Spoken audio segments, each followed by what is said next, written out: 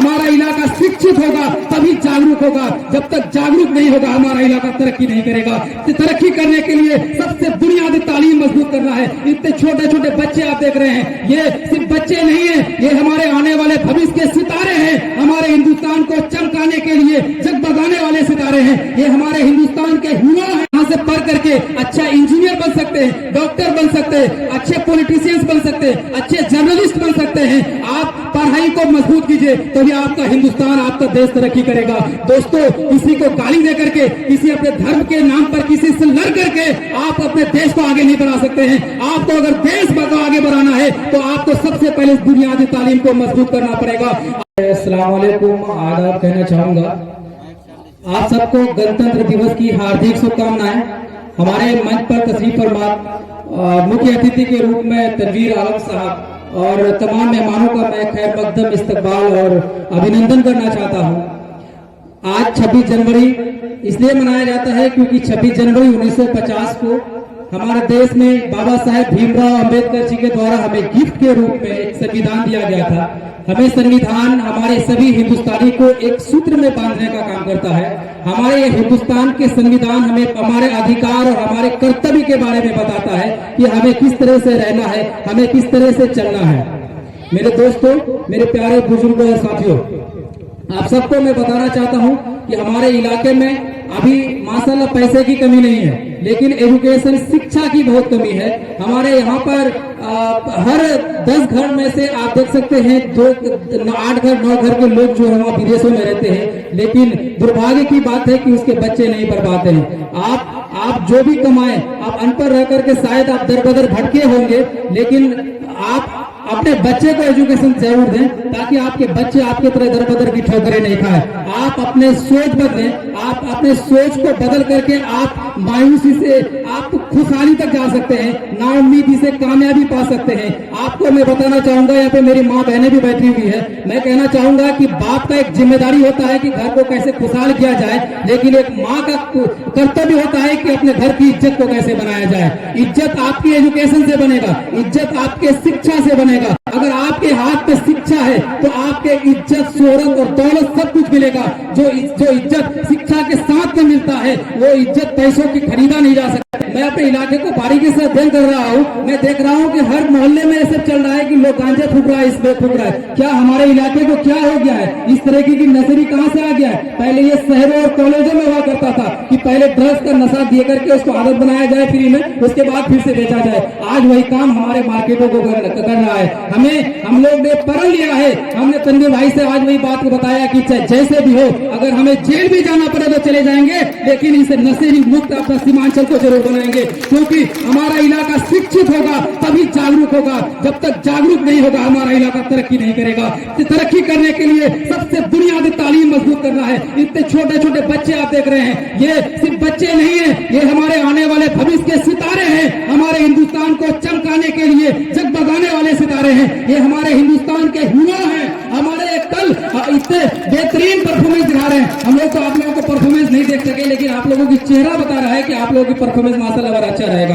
आप लोग पढ़िए, ईमानदारी के साथ मेहनत कीजिए, आपकी मेहनत इंशाल्लाह आपके रंग लाएगी। यहाँ से पढ़ करके अच्छा इंजीनियर बन सकते हैं, डॉक्टर बन सकते हैं, अच्छे पॉलिटिशियंस बन सकते हैं, अच्छे जर्नलिस्ट बन सकते हैं।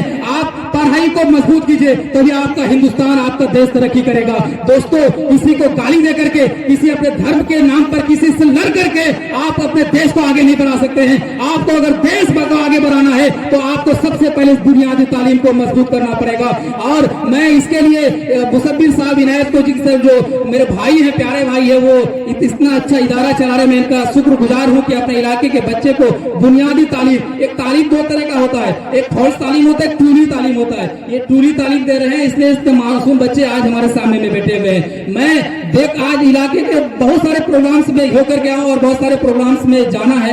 मैं देख करके ये खुश हो गया है दिल की नहीं, हमारे इलाके के बच्चे पढ़ रहे हैं, हमारे इलाके के बच्चे कुछ करने के लिए चाह रहे हैं। चाहत है तो बुलंदी पर जरूर पा सकते हो मेरे दोस्तों। पढ़िए लिखिए, जब तक आप पढ़ेंगे नहीं तब तक आपका इलाका आगे नहीं बढ़ेगा। हमारा सीमांचल, हमारा किशनगंज जिला बिहार का सबसे गरीब जिला है। हमारा किशनगंज, हमारा बिहार पूरे भारत का सबसे गरीब राज्य है। इसके हिसाब से हमारा किशनगंज किशनगंज पूरे देश का सबसे गरीब जिला है। गरीब जिला को अगर हमें दुनिया के सामने अपने स्तर को अगर ऊंचा करके रखना है तो सबसे पहले शिक्षा के नाम पर दिखाना पड़ेगा। हमारे किशनगंज में आज अर्राबाड़ी में एग्रीकल्चर कॉलेज है, लेकिन दुर्भाग्य की बात है कि मैं उस दिन वहां पे गया था, पता चला कि वहां पे सिर्फ एक बच्चे हमारे किशनगंज के पढ़ रहे हैं, बाकी पूरे बिहार के बच्चे पढ़ रहे हैं। क्या वहां पे इंफ्रास्ट्रक्चर की कमी है? क्या वहां पे रिसोर्सेज की कमी है? क्या हमारे बच्चे में उतने टैलेंट नहीं है? क्या हमारे बच्चे उतने गुण नहीं रखते हैं? क्या हमारे बच्चे वहां पे एडमिशन नहीं कर सकते? जरूर कर सकते हैं। वहां पे एग्रीकल्चर कॉलेज किशनगंज या अर्राबाड़ी में है, वो एशिया का सबसे बड़ा इंफ्रास्ट्रक्चर कॉलेज है।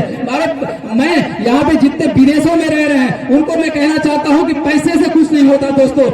आपको अगर इज्जत कमाना है तो आपको पढ़ना पड़ेगा, आपको आपके बच्चे को पढ़ना पड़ेगा। आप कहीं पे जाते हैं, किसी के माँ बहने अपने मायके चले जाती है कि अब मेरे शोहर तो विदेशों में रहते ही हैं, अब मैं यहाँ पे ससुराल में सास ससुर का कौन खातिर करता है भला इस जमाने में? आपको उस तरह से नहीं करना है। अरे आप तो एक गाय और बकरी पालने वाली औरत भी कहती है कि मैं अपने ससुराल में गाय और बकरी को छोड़ करके आया हूँ, मैं अपने मायके 2 दिन वहां पे नहीं रह सकता, 2 दिन से ज्यादा। आप बताइए, आप अपने बच्चे के फ्यूचर को कैसे बर्बाद करके आप वहां पे रह रहे हैं? मैं ये नहीं कहता हूँ कि अपने मायके में जाइए, जरूर जाइए, लेकिन वहां पे अगर कोई इदारा चल रहा है, स्कूल चल रहा है, कोचिंग चल रहा है, वहां पे अपने बच्चे को पढ़ाइए, क्योंकि ये बुनियादी तालीम है। घर की बुनियाद अगर कमजोर है तो आपके 2 मंजिला घर भी ध्वस्त हो सकता है। इसलिए आपको बच्चे को बुनियादी तालीम को मजबूत करना पड़ेगा, आपके सोच को बुलंद करना पड़ेगा।